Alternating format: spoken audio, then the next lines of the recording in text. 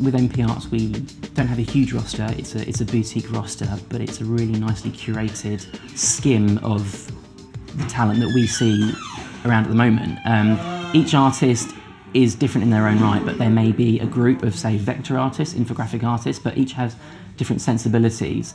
So I think that it's my job to edit the portfolio to make sure there's enough work that's different, but also there is a house style which is represented by MP Arts, and the house style of MP Arts is contemporary, it's bright, it's fun, and it's commercial. We're not a niche agency, we work with all sorts of advertising clients, above-the-line clients, brands, editorial. So yeah, we're a serious commercial agency, and I think that is the house style that we're trying to represent. There's no particular colour or theme, it's good quality illustration across the board.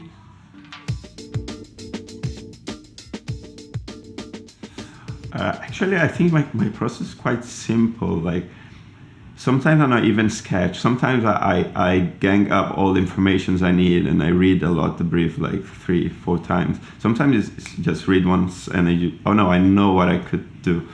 But I think I gather all the information I need from the brief, and inspiration comes from daily life. But I try to sketch like a basic scheme of what I'm gonna do.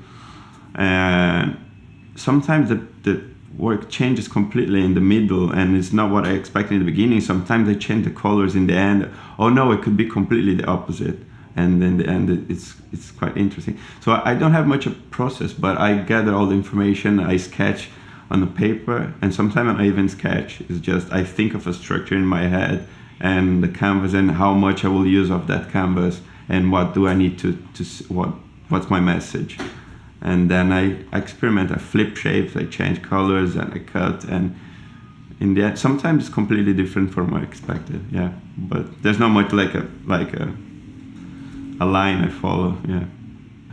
Well, I'm in a bit of a dry spell at the moment, so I'm working on quite a lot of personal work at the moment. So I'm doing a lot of sort of things that require me to stop pushing character-based stuff. So I'm doing quite a lot of panel narratives, sort of like 20 or 30 characters in. So then it's really important that they don't all kind of look the same. They might look like they live in the same world, but they don't look like they are exactly the same. So it's just a case of mixing up the ethnicity of characters and making sure that they each sort of have their own style. Maybe one's really old, there's some young people, maybe one listens to Slipknot, like sort of mixing up it, because I think I got to a point when I just graduated when everything was sort of looking semi-ambiguous, like a lot of the editorial stuff around is at the moment, and I think more of my interest in comics and stuff like that is starting to come through in my work a little bit more.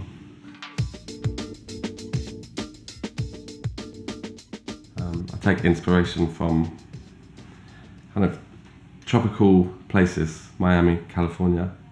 There's quite a lot of tropical plants that feature in my work. Colour palette I take from past decades, so quite a lot of pastels, pinks, blues. But I'm having to adapt it seasonally because obviously palm trees in winter don't really work. So I do adapt my work, whether it's with the colour palette or a different kind of theme. You can't help but be aware of other illustrators' work and be influenced by that.